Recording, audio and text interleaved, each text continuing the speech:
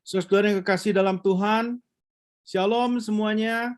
Shalom. Ada sukacita? Amin. Sudah makan semua? Belum. Iya, terima kasih. Kita tadi sudah bersama-sama memuji Tuhan. Saya senang sekali kalau bisa bersama-sama langsung dengan saudara-saudara sekalian. Ini kerinduan di mana kalau menyampaikan firman Tuhan paling enak sebenarnya langsung ketemu dengan setiap saudara. Tapi dengan keterbatasan, saya percaya Tuhan juga bisa memakai akan keterbatasan ini supaya firman Tuhan tetap disampaikan.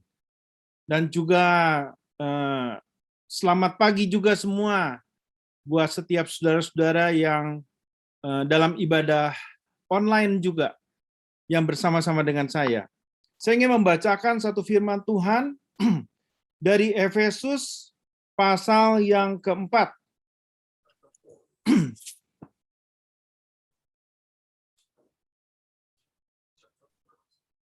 Firman Tuhan hari ini mempunyai tema dasar gereja yang kuat. Dan kita akan bacakan bersama-sama di dalam Efesus pasal yang keempat, ayat 1 sampai ayat yang ke-16. Saya bacakan, sebab itu aku menasihatkan kamu, aku orang yang dipenjarakan karena Tuhan, supaya hidupmu sebagai orang-orang yang telah dipanggil berpadanan dengan panggilan itu. Hendaklah kamu selalu rendah hati, lemah lembut, dan sabar. Tunjukkanlah kasihmu dalam hal saling membantu, dan berusahalah memelihara kesatuan roh oleh ikatan damai sejahtera, satu tubuh dan satu roh. Sebagaimana kamu telah dipanggil kepada satu pengharapan yang terkandung dalam panggilanmu, satu Tuhan, satu iman, satu baptisan, satu Allah dan Bapa dari semua, Allah yang di atas semua, dan oleh semua, dan di dalam semua. Tetapi kepada kita masing-masing telah dianugerahkan kasih karunia menurut ukuran pemberian Kristus. Itulah sebabnya, kata Nas, tatkala ia naik ke tempat tinggi, ia membawa tawanan-tawanan, ia memberikan pemberian-pemberian kepada manusia. Bukankah ia telah naik? Berarti bahwa ia telah turun ke bagian bumi yang paling bawah. Ya, yang telah turun, ia juga yang telah naik jauh lebih tinggi daripada semua langit untuk memenuhkan segala sesuatu. Dan ialah yang memberikan baik rasul-rasul maupun nabi-nabi, baik pemberita-pemberita Injil maupun gembala-gembala dan pengajar-pengajar untuk memperlengkapi orang-orang kudus bagi pekerjaan pelayanan, bagi pembangunan tubuh Kristus, sampai kita semua telah mencapai kesatuan iman dan pengetahuan yang benar tentang anak Allah, kedewasaan penuh dan tingkat pertumbuhan yang sesuai dengan kepenuhan Kristus, sehingga kita bukan lagi anak-anak yang diombang-ambingkan oleh rupa-rupa angin pengajaran, oleh permainan palsu manusia dalam kelicikan mereka yang menyesatkan, tapi dengan teguh berpegang kepada kebenaran di dalam kasih, kita bertumbuh di dalam segala hal ke arah Dia, Kristus yang adalah kepala. Daripada nyala seluruh tubuh yang rapi, tersusun, dan diikat menjadi satu oleh pelayanan semua bagiannya, sesuai dengan kadar pekerjaan tiap-tiap anggota, menerima pertumbuhannya dan membangun dirinya dalam kasih. Puji Tuhan, sampai sedemikian jauh pembacaan firman Tuhan. Saya tidak tahu apakah saudara mengerti atau tidak. Ini satu pembahasan yang sangat panjang sebenarnya. Bisa satu hari dijelaskan satu persatu. Tapi dengan waktu yang singkat, kita mencoba untuk mengerti. Mari saudara, sebelumnya kita berdoa terlebih dahulu. Bapa di surga, kami bersyukur bahwa hari ini kami boleh bersama-sama beribadah dan boleh kembali untuk menerima akan firman Tuhan yang hidup. Biarlah firman Tuhan berbicara lagi kepada setiap kami. Di dalam keterbatasan hamba-Mu, di dalam keterbatasan kami tidak bisa langsung bertemu, tetapi kami percaya Roh-Mu yang kudus akan menolong setiap kami, baik setiap saudara-saudara yang saat ini ada di SF, yang sedang beribadah online, bahkan juga hamba-Mu yang saat ini di Indonesia yang sampaikan firman Tuhan. Kiranya firman Tuhan boleh berbicara langsung kepada kami Tuhan. Dengan pertolongan Roh-Mu yang kudus membuat kami mengerti ya Bapa. Apa maksud Tuhan? Terima kasih Bapa. Kami mohon sekali lagi.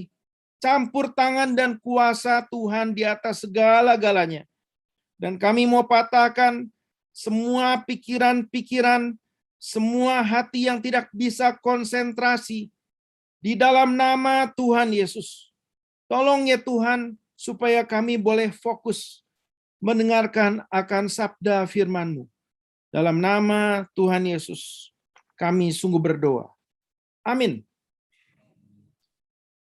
Saudara yang kekasih, kalau kita berbicara mengenai dasar gereja yang kuat, pertanyaannya apakah dasar gereja yang kuat itu?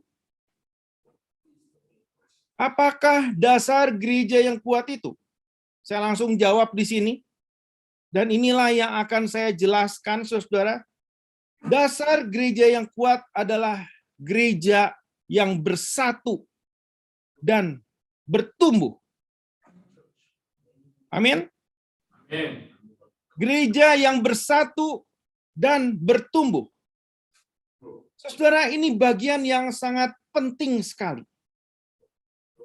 Saudara, surat ini ditulis oleh Paulus sendiri, yang adalah seorang rasul, seorang hamba Tuhan, yang mempunyai panggilan yang jelas. Karena itu, Paulus menyampaikan di dalam ayat yang pertama di sini dikatakan bahwa sebab itu aku menasihatkan kamu, aku orang yang dipenjara karena Tuhan supaya hidupmu sebagai orang-orang yang telah dipanggil berpadanan dengan panggilan itu. Panggilan sebagai seorang hamba Tuhan. Kita mengingat bahwa bukan hanya Paulus yang dapatkan panggilan ini, tetapi juga gereja juga dipanggil. Kita semua artinya dipanggil dengan panggilan yang kudus. Allah memanggil kita dari dalam gelap ke dalam terang untuk memberitakan perbuatan-perbuatan yang besar dari Allah. Artinya, gereja harus menjadi saksi dalam dunia yang gelap ini. Beberapa minggu yang lalu saya sudah menjelaskan akan hal ini. Sehingga saya juga mengingat mengenai masalah panggilan. Ada banyak orang yang bertanya, kenapa kamu mau menjadi hamba Tuhan? Jawabannya, seringkali ini tidak dapat dimengerti, tetapi ini adalah jawaban yang paling jelas dan yang paling pasti. Karena saya dipanggil oleh Tuhan untuk menjadi hamba Tuhan. Lalu orang itu bertanya, tapi kamu kan bisa memilih, bisa menolak. Kamu bisa untuk mempunyai profesi yang lain. Bisa, saya bilang. Tetapi saya juga merasakan panggilan itu begitu kuat menarik saya. Sehingga saya tidak mempunyai kekuatan di dalam diri sendiri seakan-akan untuk memilih yang lain. Jadi panggilan itu menggerakkan. Saya percaya inilah yang terjadi di dalam diri Paulus sebagai seorang rasul, sebagai seorang hamba Tuhan, di mana ketika Tuhan membuat dia yang tadinya seorang yang menyerang orang-orang Kristen dan sangat anti dengan kekristenan, bertobat, bertemu dengan Tuhan, dan dialah yang membangun akan jemaat-jemaat di Galatia, Efesus, Kolose, Filipi, dan jemaat-jemaat yang lain. Sehingga otomatis jemaat ini menjadi tanggung jawabnya.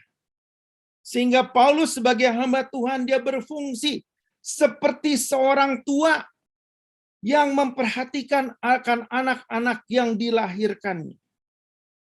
Saudara, kita bersama-sama mau melihat di sini bahwa ada beberapa sisi yang menjadi perhatian oleh Paulus di sini. Saudara, yang pertama adalah gereja yang bersatu dan bertumbuh. Yang pertama adalah sikap dan karakter jemaat. Itu tertulis di dalam ayat yang kedua. Hendaklah kamu selalu rendah hati, lemah lembut dan sabar. Tunjukkanlah kasihmu dalam hal saling membantu. Saudara, hal ini mau menyampaikan kepada kita bagaimana kita sebagai anak-anak Tuhan. Kita harus bersikap. Bagaimana kita bertindak di dalam karakter kita. Saudara, persekutuan, gereja adalah sesuatu yang sangat unik, di mana kita bisa berkumpul bersama-sama. Dan kita dari latar belakang yang sangat berbeda. Latar belakang bahasa, bangsa, kebudayaan, dengan sikap karakter yang masing-masing yang sangat berbeda. Dan sekaligus suatu persekutuan, gereja, unik, dan sekaligus sebenarnya sangat susah sekali untuk bisa dipersatukan. Saya teringat ketika masuk dalam sekolah Alkitab, pertama saya masuk dalam sebuah asrama. Saya ditempatkan bersama-sama dengan teman-teman yang lain.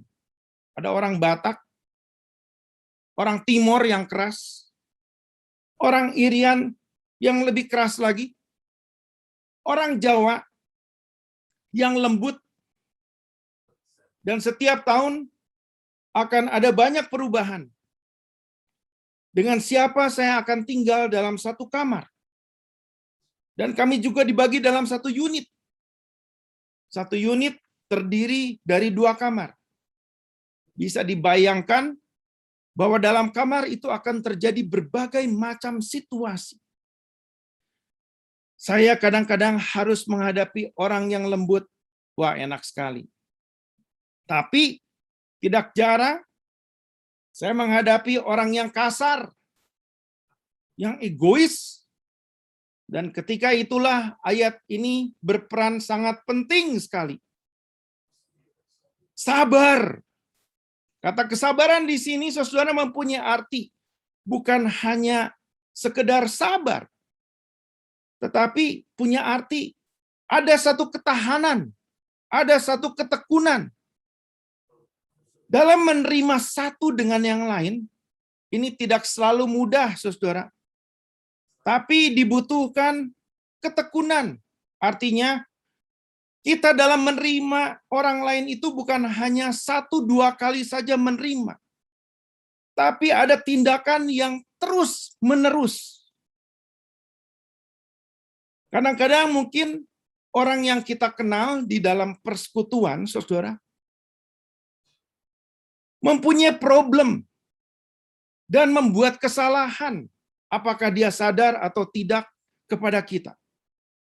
Tapi tidak peduli seberapa besar kesalahan orang itu. Selama kita mempunyai kasih, maka kita bisa menanggung, kita bisa menghadapi semuanya itu untuk bersabar. Dan bukan hanya sekali, dua kali, tetapi harus berkali-kali. Satu persekutuan yang paling kecil yang saya bisa jelaskan di sini adalah suami istri, saudara. Kalau ditanya, siapakah orang yang paling menjengkelkan? Kemungkinan jawabannya adalah suami saya yang paling menjengkelkan. Atau istri saya yang paling menjengkelkan. Coba hitung-hitung, Ko Aguan, berapa kali Chihuahua menjengkelkan Ko Aguan? Sebentar. Saya juga mau tanya sama Chihuahua. Chihuahua, berapa kali Ko Aguan sudah menjengkelkan Chihuahua? Saya jangan jauh-jauh nanya dulu. Dalam minggu ini, sudah berapa kali? Wah, mungkin bukan hanya satu kali, dua kali, tiga kali, berkali-kali. Tapi berkali-kali menjengkelkan, kenapa tetap bersatu di dalam pernikahan dan tidak bye-bye? Kalau bye-bye, artinya Chihuahua sama Ko Aguan nggak di sini lagi ya. Yang satu ada di mana, yang satu ada di mana? Mengapa tetap bersatu? Jawabannya pasti ketika Ko Aguan lagi menjengkelkan bagi Chihuahua, Chihuahua pada saat itu sabar. Sebaliknya juga demikian. Ketika Chihuahua sedang sangat menjengkelkan bagi Ko Aguan, dan Ko Aguan juga ya udahlah sabar, terima aja. Mau diapain lagi? Begitu ya. Ada kesabaran. Jadi kesabaran ini bukan cuma sekali, dua kali, tapi berkali-kali. Ini cuma contoh ya, Ko Aguan sama Chihuahua jangan marah sama saya. Terus saudara, mama saya juga sangat sabar sekali terhadap papa saya. Berkali-kali mama saya bilang begini. Kamu tahu nggak, kenapa keluarga ini bisa bertahan?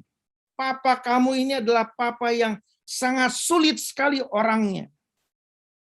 Dia bilang, nggak tahu kalau papa menikah dengan wanita yang lain, yang pasti mungkin nggak saya, bukan saya yang lahir.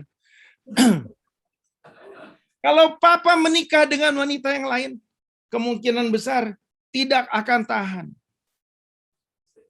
Tapi sampai akhir kehidupan papa, papa sangat sayang sekali kepada mama, dan mama sangat sayang sekali kepada papa. Kenapa?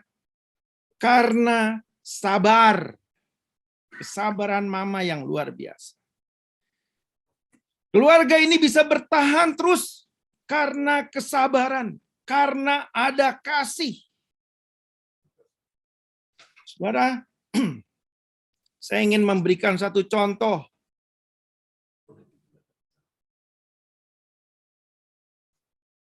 Nah, ini dua anjing saya. Dua-duanya anjing yang dibuang. Yang satu namanya Cotton, yang lidahnya menjulur. Yang putih, yang cakep. Cakep nggak? Cakep ya.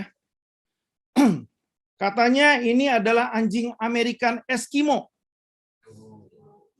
Tampangnya cakep. Tapi saya suka katakan, Cotton ini cakep tapi autis. Nanti saya jelaskan. Yang satu lagi, itu anjing Shih Tzu. Tampangnya kalau saudara lihat, aduh blow on banget. Tapi pinter, saudara. Aneh ya, Tuhan tuh adil banget ya. Yang satu tampangnya cakep, tetapi autis. Yang satu tampangnya blow on, tetapi pinter. Saudara, Cookie Yang saya pegang itu, dia senang untuk dielus, disayang. Katen juga kadang-kadang suka dielus, tapi dia lebih senang untuk sendiri dan menyendiri. Makanya saya bilang ini anjing autis. Kalau mereka bermain dan bercanda, waduh sangat mesra sekali, saudara. Mereka berlari-lari, mereka saling berangkulan satu dengan yang lain. Tapi jangan sekali-kali melihat mereka berantem. Katen yang cakep, tapi autis ini bisa berubah menjadi katen yang sangat mengerikan. Dan kita sering katakan, lihat, katen udah kayak setan sekarang. Dan biasanya dialah yang paling banyak buat ulah. Cakep, tapi suka buat ulah. Nggak ada ujung pangkalnya. Dia menggeram, dia menggonggong, dia usir si Kuki. Mereka seringkali ribut, dan bertengkar hanya gara-gara satu hal yang kecil. Tahu nggak apa, saudara? Makanan. Makanan si Katen dimakan sama si Kuki, padahal si Katen nggak makan makanannya. Aneh kan? Dan si Kuki marah. Si Katen marah. Saudara, tapi saya melihat beberapa kali Kuki ini kalau sabar, maka dialah yang mengalah. Kalau dia kesal, maka akan menjadi pertarungan yang sangat mengerikan. Saya kadang-kadang merenungkan kedua anjing ini mirip sekali dengan persekutuan manusia. Betul nggak? Yang ngomong betul pasti sudah pernah merasakannya. Rasanya seperti apa? Kalau tiba-tiba orang lagi baik-baik, tiba-tiba orangnya ketus sama saya. Kita butuh kesabaran, betul nggak? Mungkin dia lagi mikir yang lain sehingga jadi ketus, saudara. Kayak si Katen ini. Cakep, tapi autis. Saudara, firman Tuhan mengatakan, hendaklah kamu selalu rendah hati, lemah lembut, sabar, tunjukkan kasihmu dalam hal saling membantu. Artinya, janganlah kita mementingkan diri sendiri. Jangan pendapat saya yang harus selalu didengar. Kalau tidak didengar, maka akan terjadi konflik yang luar biasa. Kerendahan hati, lemah lembut, kesabaran diuji ketika kita menghadapi banyak konflik. Saudara, apa yang kita dapatkan kalau dua orang sama-sama meledak? Suami istri bertengkar di dalam kemarahannya. Yang ada akhirnya split. Perceraian. Saudara, karena itu Paulus mau mengingatkan jemaatnya. Kita harus rendah hati. Lemah lembut. Rendah hati. Lemah lembut di dalam bahasa aslinya ini. Dikaitkan seperti sebuah mata uang dengan dua sisi. Artinya, dua sisinya berbeda mata uang. Tetapi, itu tetap jadi satu. Dan kesatuan ini tergambar di dalam diri Tuhan Yesus yang memang lemah lembut dan rendah hati. Belajar menerima sesama orang yang percaya dengan rendah hati, dengan sabar, dengan kelemah lembutan, dengan kasih. Dan ini adalah kedewasaan karakter akibat kuasa Roh Kudus yang mengubah orang itu. Tuhan Yesus ketika menghadapi semua penderitaan, dia merendahkan hatinya, menunjukkan kesabarannya, menjadi teladan bagi kita semua. Ketika Tuhan Yesus ditabok,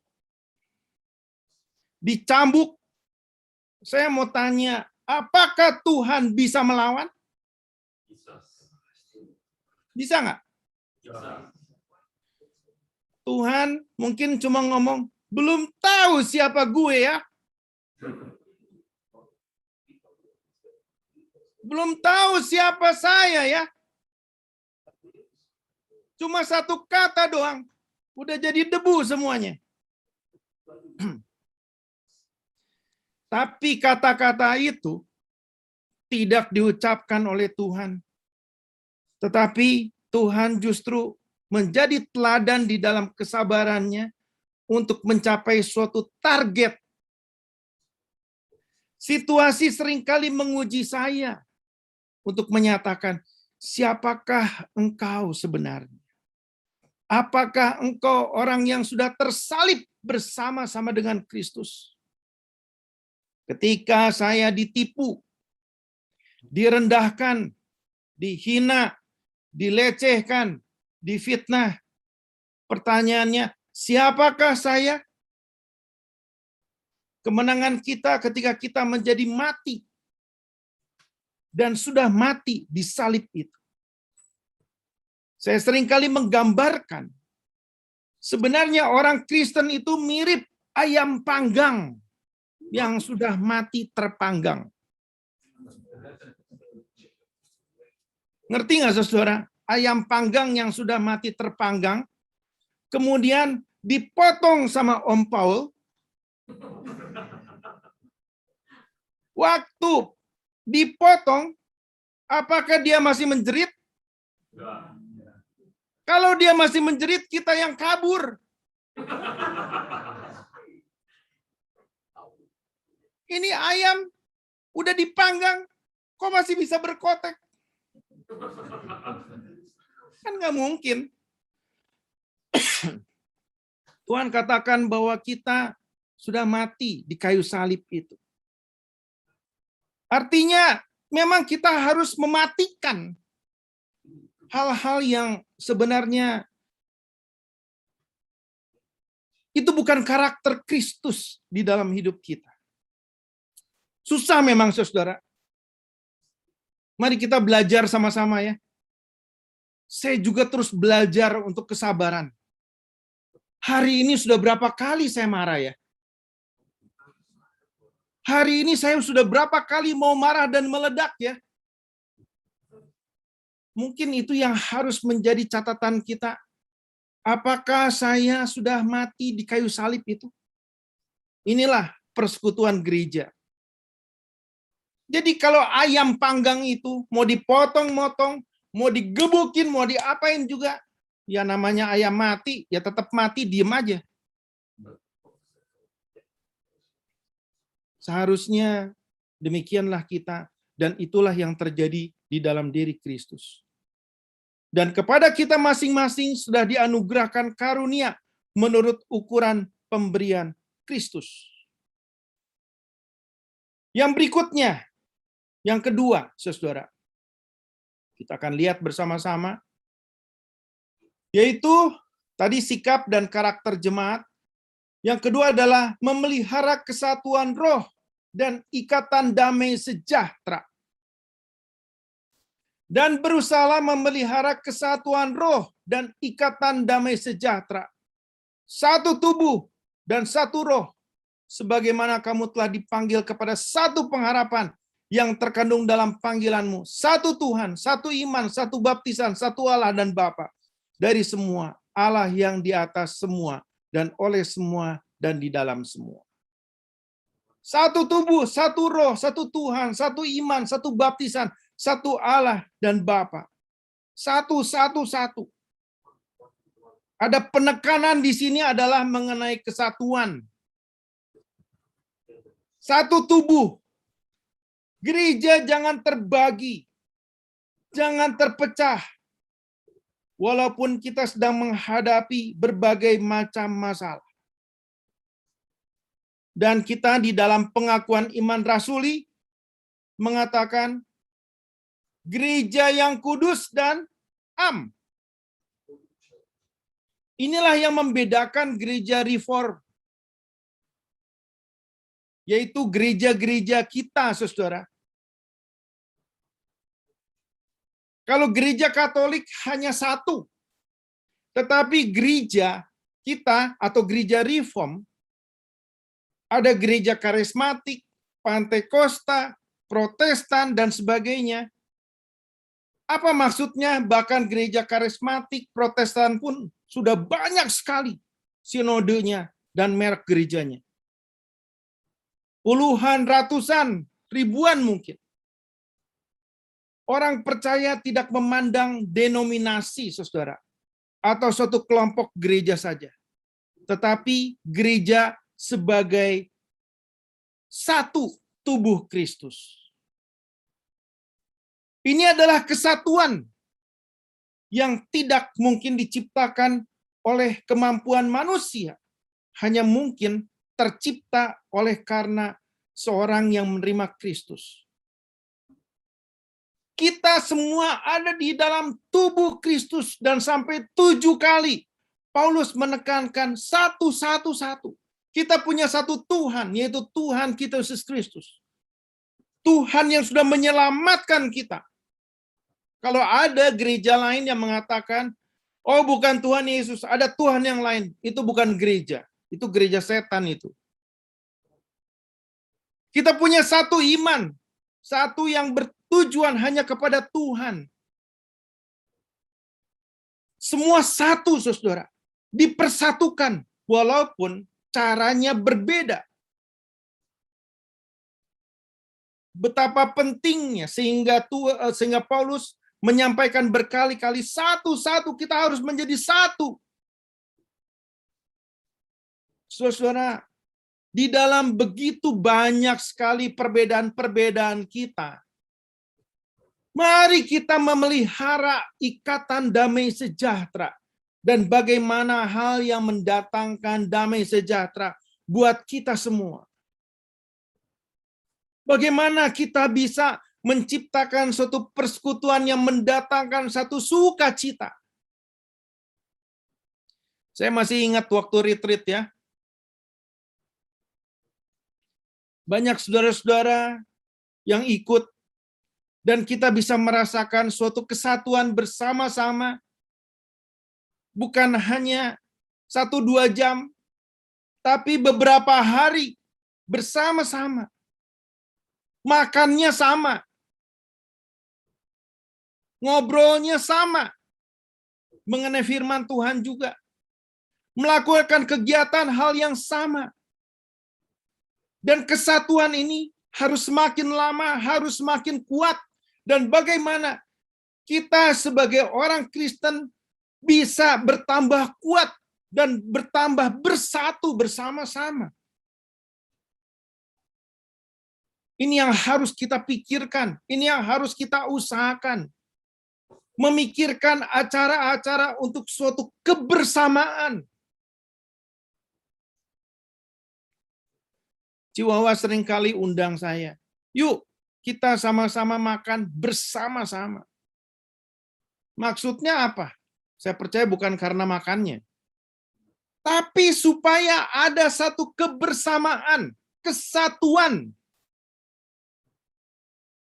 Di mana ketika kita berkumpul, kita ngobrol, kita curhat, kita bersekutu bersama-sama. Kita merasakan suatu kesatuan. Kalau ada masalah, kita usahakan bagaimana penyelesaian bersama. Kita harus berusaha memelihara kesatuan itu. Yang ketiga, gereja yang bersatu dan bertumbuh. Yang ketiga adalah jemaat mempunyai tujuan atau target.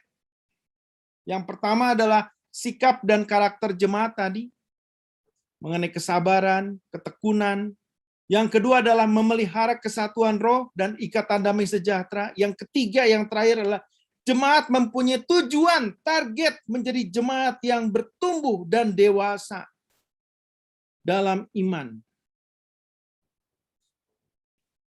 Sampai kita semua telah mencapai kesatuan iman dan pengetahuan yang benar tentang anak Allah. Kedewasaan penuh dan tingkat pertumbuhan yang sesuai dengan kepenuhan Kristus. Sesudah anak-anak saya mencapai umur tertentu sekitar 20-an, sesudah lulus SMA, mereka mulai harus berjuang sendiri memikirkan masa depan mereka.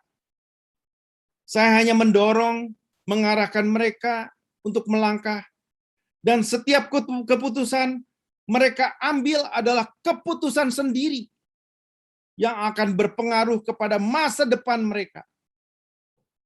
Tidak mudah, kadang-kadang mereka agak sedikit bingung, sulit, kadang-kadang mereka konsultasi, tetapi mereka harus terus berjuang. Bagaimana untuk menjadi dewasa? Dan di beberapa situasi, kadang-kadang mereka takut untuk menjadi dewasa. Waktu, situasi, persoalan membentuk mereka menjadi dewasa. Kedewasaan adalah suatu perjuangan.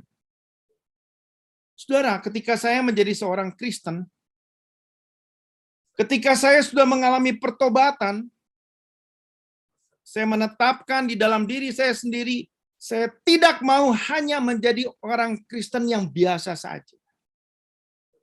Saya harus berusaha memikirkan bagaimana iman saya bisa terus bertumbuh. Bagaimana saya harus lebih mengenal Tuhan. Bagaimana saya ikut di dalam pelayanan. Walaupun istilahnya nabrak-nabrak. Bingung. Saya tidak bisa hanya pasif dan menerima apa yang diberikan oleh gereja para hamba Tuhan. Tetapi saya harus mencari. Saya ikut persekutuan. Saya ikut persekutuan sana-sini. Saya ikut Bible study.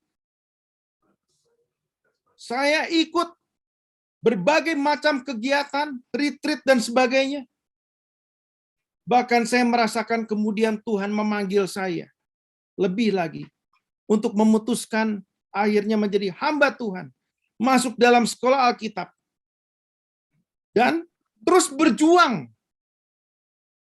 Ketika banyak orang menentang saya, menertawakan, menganggap remeh yang saya jalani, dan mereka katakan, "Alah, Ron, kamu jangan fanatik, mengecilkan masa depan yang harus saya capai. Kamu mau jadi hamba Tuhan, mau makan apa nanti?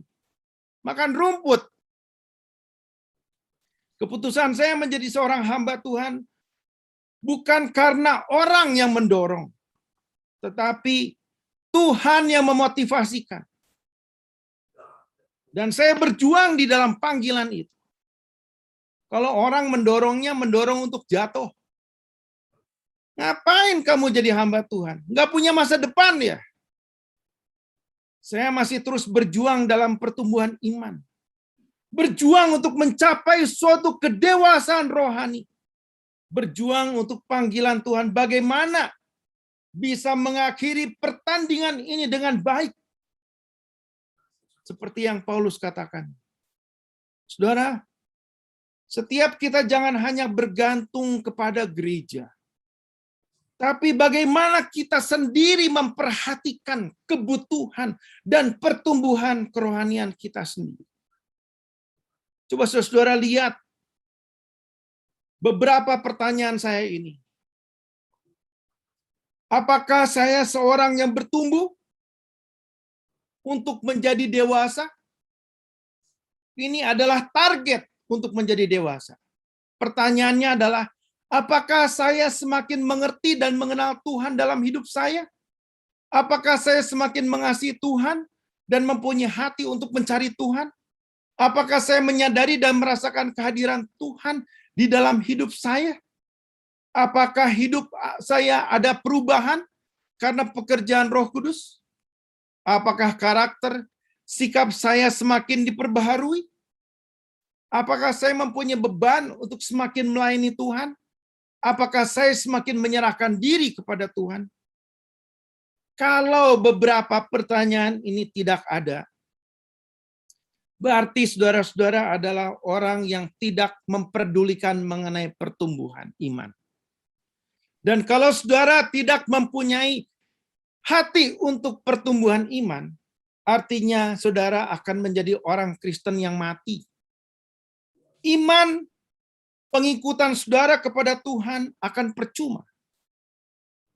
Tapi kalau saudara mempunyai pertanyaan ini di dalam hati, maka ini adalah pertanyaan yang sangat penting yang memacu kita untuk saya harus semakin hari semakin mengenal akan Tuhan. Paulus sebagai hamba Tuhan, dia terus berjuang dan memikirkan dalam doanya. Aku berdoa supaya ia menurut kekayaan kemuliaannya menguatkan dan meneguhkan kamu oleh rohnya di dalam batin. Sehingga oleh imanmu Kristus diam di dalam kamu dan kamu berakar serta berdasar di dalam kasih. Aku berdoa supaya kamu berakar dan berdasar di dalam kasih. Paulus mendoakan jemaatnya supaya terus bertumbuh di dalam kerohanian. Di dalam Efesus 4 ayat 13 sampai 16, sampai kita semua telah mencapai kesatuan iman dan pengetahuan yang benar tentang anak Allah, kedewasaan penuh dan tingkat pertumbuhan yang sesuai dengan kepenuhan Kristus. Dan selanjutnya dan selanjutnya. Saudara, ini adalah hal yang penting di dalam kehidupan kita. Kita harus memikirkan jika gereja-gereja, anak-anak Tuhan bisa terus bertumbuh. Dan jangan katakan yang lain dulu. Kita katakan mengenai diri kita sendiri dulu. ICCC. Bagaimana dengan ICCC? Perhatikan mengenai pertumbuhan iman kita. Saudara-saudara seiman, mari kita tidak menunjuk siapa, tetapi memulai dengan diri kita sendiri. Kalau kita kurang di dalam pertumbuhan iman, kalau kita butuh bantuan, jangan malu-malu. Kalau kita tahu bahwa ada hal-hal yang harus dibereskan di dalam karakter kita, supaya persekutuan ini bisa terus dibangun, jangan malu-malu untuk sampaikan tolong ya. Saya ini punya karakter yang tidak beres, yang seringkali menjadi batu sandungan bagi orang-orang lain, yang jadi batu sandungan bagi teman-teman seiman. Bagaimana untuk membereskannya? Mungkin saudara perlu didoakan. Tolong ya, saya ini pemarah. Tolong ya, saya ini perfeksionis. Tolong ya, saya ini tukang komplain, misalnya. Saudara, karakter kita perlu diperbaiki. Saudara, kita perlu menjadi anak-anak Tuhan.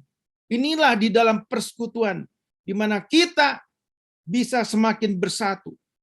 Dan kalau kita bersatu, maka ini akan menjadi suatu kekuatan yang besar di dalam satu pelayanan. Dan kalau kita bisa bersatu dan bertumbuh, maka gereja akan menjadi kekuatan yang sangat luar biasa. Saya ingin menutup dengan suatu kesaksian. Beberapa waktu ini ada seorang yang bersaksi, dan itu adalah jemaat saya di Beijing, yang mengatakan demikian. Dia seorang anak muda, seorang wanita, baru berumur sekitar 27 tahun, dan dia mempunyai latar belakang Muslim yang taat. Dan kamarnya seringkali dulu itu dipakai karena dia rumit dengan ada satu jemaat kami, sehingga kamarnya seringkali dipakai untuk persekutuan. Sampai satu hari ketika dia masuk ke kamarnya, ternyata kamarnya dipakai untuk persekutuan, dan memang dia izinkan, dan memang hampir selesai, dan tiba-tiba dia mendengar bahwa teman-teman di sana sedang mendoakan termasuk juga dia. Namanya Amelia. Akhirnya dia letakkan HP, dan kemudian dia juga ikut berdoa. Dan sejak saat itu, dia tertarik dan dia berpikir, kenapa orang Kristen mau mendoakan saya ya? Padahal saya bukan seagama dengan mereka.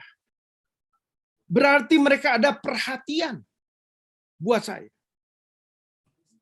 Dan sejak saat itu menjadi pertanyaan terus-menerus dan mulai dia mengikuti persekutuan. Dia sedang menghadapi berbagai macam masalah, termasuk kekurangan uang untuk melanjutkan studi, sehingga dia harus pinjam-pinjam kemana-mana. Dan yang banyak menolongnya adalah orang Kristen, orang percaya. Dan di dalam persekutuan itu dia mengalami dan merasakan perhatian yang luar biasa. Sedikit demi sedikit Tuhan mengubah dia. Dan hal yang sangat luar biasa. Akhirnya Tuhan menggerakkan dia untuk menjadi orang Kristen. Percaya Tuhan. Dan bukan hanya menjadi orang Kristen, saudara. Sekarang dia menjadi seorang misionaris yang mempunyai beban untuk ke China. Padahal saya sudah kasih tahu sama dia, untuk ke China pada saat ini tertutup. Dia masih ngotot. Dan sekarang ini dia sampai di Kamboja, perbatasan dengan China. Dan dia melayani orang-orang China yang ada di Kamboja di sana. Dia menunggu, begitu pintu terbuka, maka dia akan masuk ke China. Padahal saya tahu saat ini sangat susah sekali. Tapi luar biasa. Tuhan justru menggerakkan seorang yang dari latar belakang Muslim untuk percaya Tuhan dan menjadi seorang misionaris. Dan itulah dampak dari satu persekutuan. Apa dampak daripada persekutuan kita? Kiranya Tuhan boleh menolong setiap kita untuk menjaring jiwa, karena kita adalah persekutuan gereja yang dipersatukan oleh Tuhan, yang diubah karakter-karakter oleh Tuhan, yang dibangun oleh Tuhan. Dan Tuhan Yesus sanggup menolong dan campur tangan buat kita semua. Amin. Mari kita berdoa.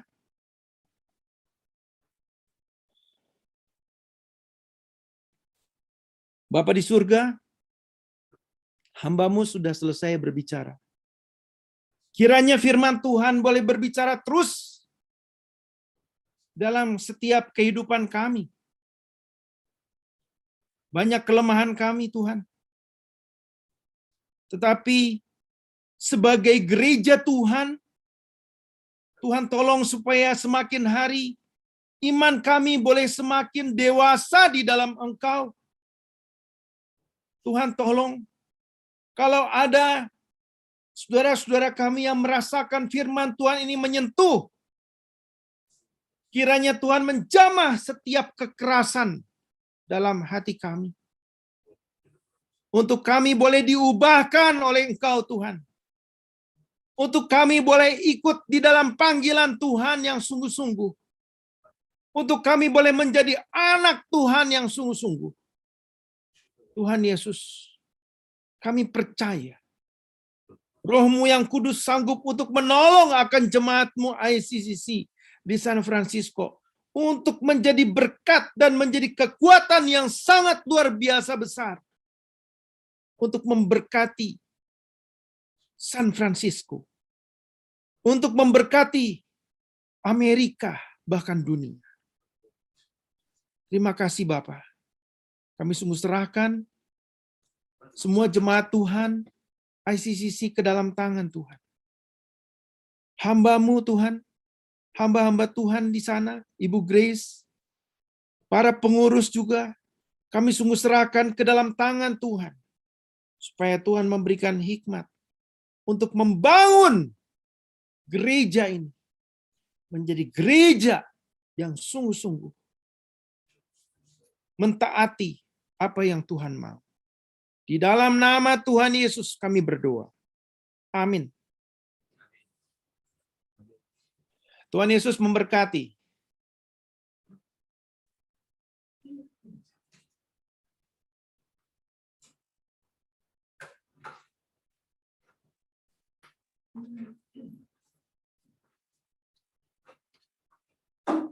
Terima kasih, Pendeta Roni.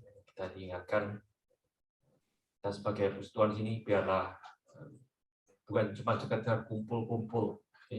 Kita dibentuk, kita menjadi semakin serupa dengan Kristus. Diingatkan tiap kali ketemu orang yang ada masalah, ada gesekan, kita dilatih sabar. Dan yang terpenting lagi, kita ingat apa tujuan kita di sini. Kita mau suatu hari, bukan cuma kita aja, kita menjangkau orang-orang yang bersatu dengan kita, orang-orang yang kita kenal, suatu hari kita bersama-sama dengan Tuhan di surga. Oke. Pengumuman.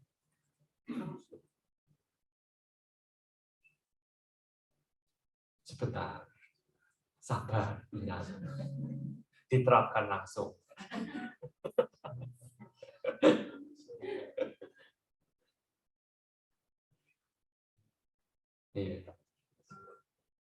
Bagi Pak Roni lebih ini, jam 2 pagi sekarang. Oke. Langsung keluar. Small group, jangan lupa, yang belum ikut small group, ini kesempatan kita untuk belajar firman Tuhan lebih lanjut. Silakan ikuti small group.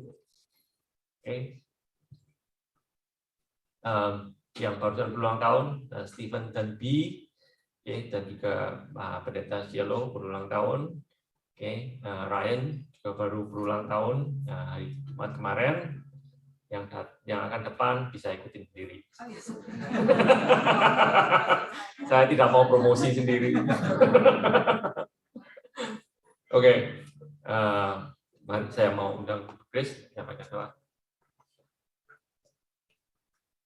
Puji Tuhan, Bapak Ibu Saudara sekalian diberkati siang hari ini. Terima kasih Pak Roni sudah menyampaikan satu bagian dari visi kita adalah selain worship, yang nomor 2 apa? Ingat nggak? Lupa lagi. Ayo coba. ICCC itu I connect up dengan apa? Worship. I connect in dengan fellowship dan discipleship. Itu persekutuan dan pemuridan ya bahasa Indonesianya.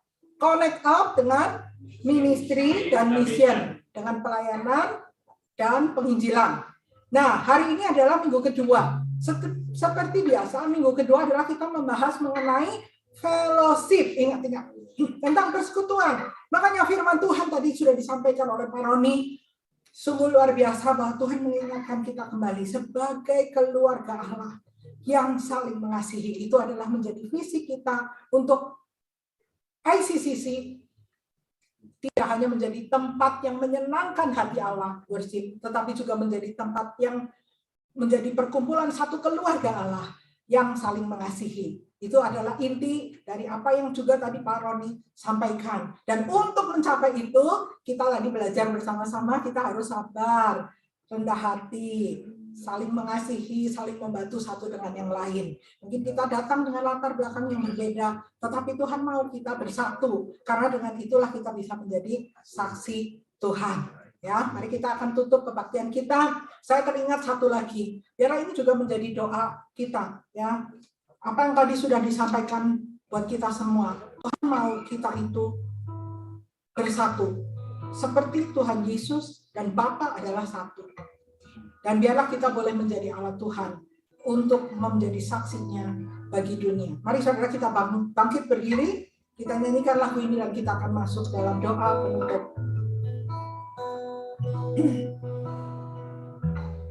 Kami rendahkan diri di hadapan-Mu, membawa hancur hati saat berseru, agar kami saling melengkapi tubuh-Mu, seperti Kau dan Yesus adalah satu. Sekali lagi katakan, kami rendahkan diri di hadapan-Mu, membawa hancur hati saat berseru, agar kami saling melengkapi tubuh-Mu, seperti Kau dan Yesus adalah satu. Jadikan kami satu seperti kerinduan-Mu, agar dunia tahu bukti nyata dari kasih-Mu. Sebelum kami pergi memberitakan kasih-Mu, hari kami lebih dulu. Jadikan kami satu seperti kerinduan-Mu, agar dunia tahu bukti nyata dari kasih-Mu. Sebelum kami pergi memberitakan kasih-Mu, mulailah dari kami lebih dulu. Jadikan kami satu,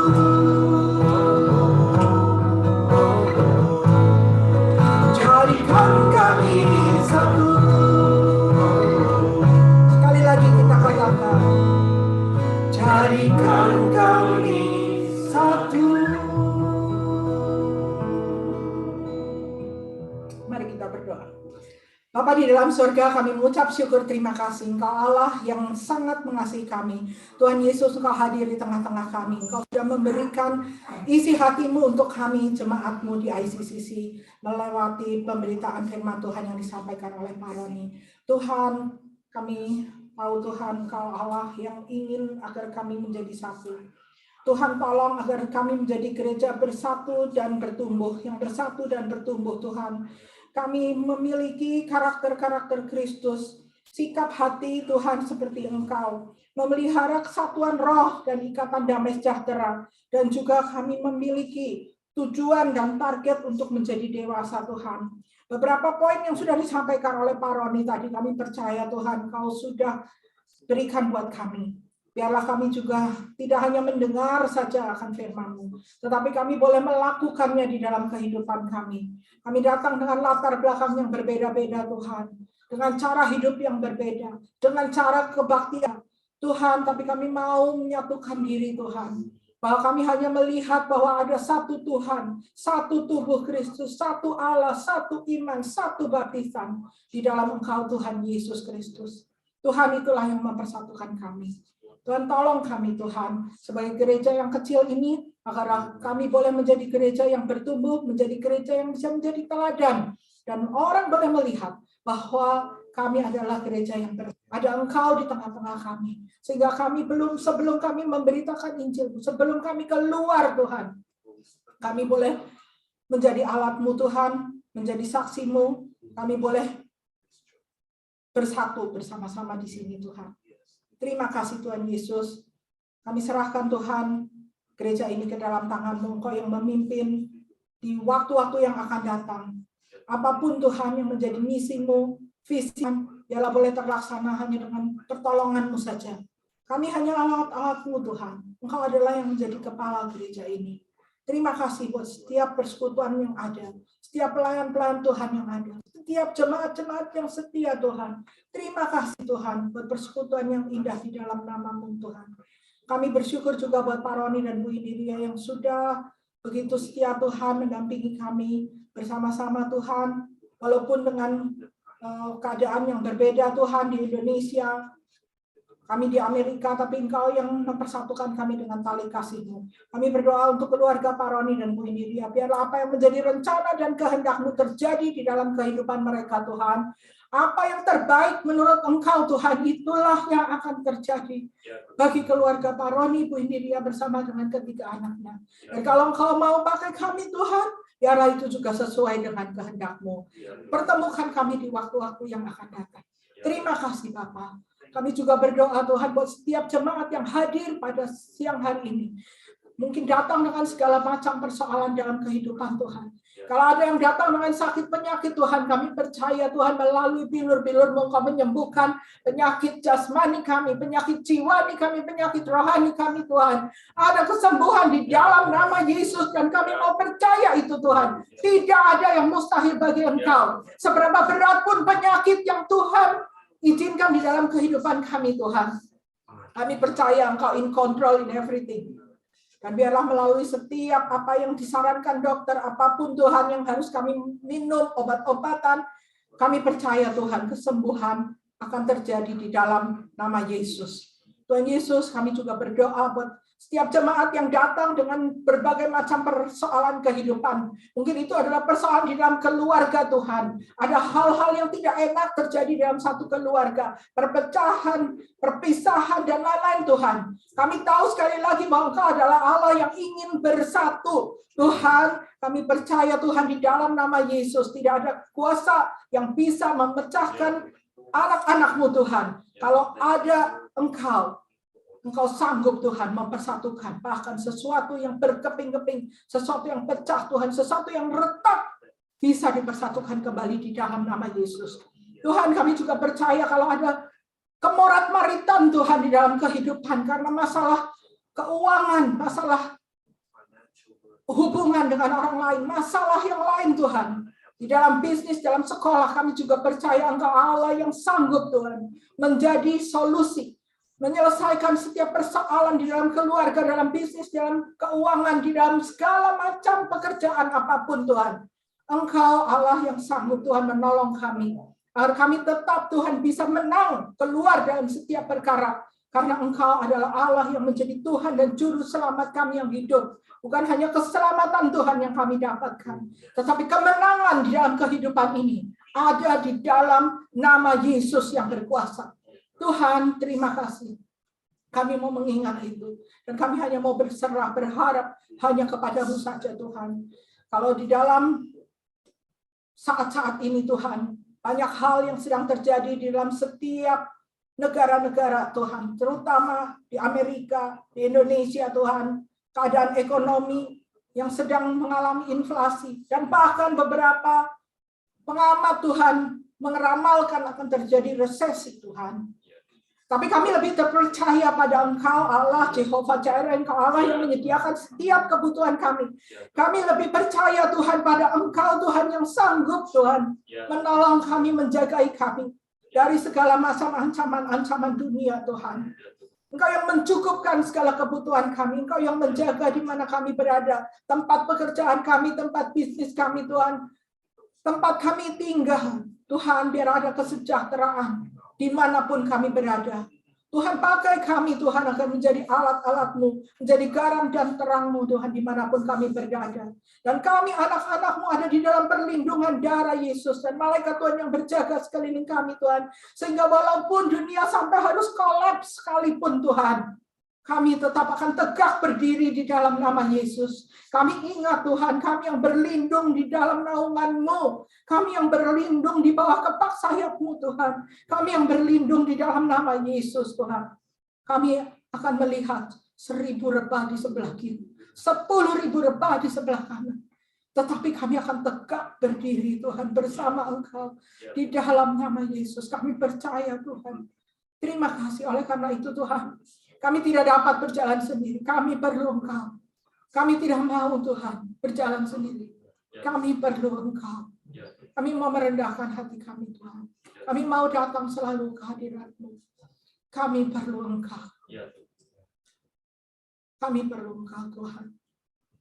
Terima kasih, terima kasih. Kami berdoa Tuhan buat Amerika dan Indonesia, apapun Tuhan yang sedang dihadapi, biarlah negara ini juga Tuhan ada di dalam belas kasihan-Mu. Kau tolong Tuhan pemerintahan yang ada, baik dari pusat sampai ke daerah, Engkau berikan hikmat rasa takut akan Engkau. Tuhan Yesus, kami juga mau menyerahkan setiap keluarga yang ada Tuhan. Biarlah Engkau yang memberikan kami semua kesehatan di masa-masa seperti ini Tuhan. Jauhkan kami dari segala apa yang jahat, sakit penyakit malapetaka. Biar ada perlindungan darah Yesus di setiap keluarga kami. Terima kasih Tuhan Yesus. Bagi yang berulang tahun Tuhan kami berdoa. Untuk Stephen, untuk Bi, Tuhan, Ibu Billy, kami serahkan ke dalam tangan-Mu. Kami bersyukur juga Tuhan ulang tahun dari Ryan Tuhan. Walaupun tidak ada bersama dengan kami tetap mendoakan Tuhan. Biar ada kuasa darah Yesus, ada kuasa-Mu Tuhan yang membawa saudara-saudara kami untuk menang di dalam setiap perkara. Hari-harinya, masa depannya ada di tangan-Mu, dan itu adalah masa depan yang penuh harapan. Masa depan yang penuh damai sejahtera. Rancangan-Mu adalah selalu rancangan yang terbaik buat mereka. Terima kasih Tuhan. Hari-hari kami ke depan Tuhan kami serahkan ke dalam tangan-Mu. Kami percaya Tuhan, perlindungan Engkau Tuhan adalah yang terbaik bagi kami. Terima kasih. Sebelum kami berpisah satu dengan yang lain Tuhan, kami mau menerima berkat-Mu. Mari saudara arahkan hati saudara untuk menerima berkat Tuhan. Pulanglah dengan membawa berkat dari Allah Bapa dan kasih sayang dari Tuhan Yesus Kristus. Persekutuan dengan Allah Roh Kudus yang akan menolong, menopang, menguatkan kita sekalian dari sekarang sampai selama-lamanya.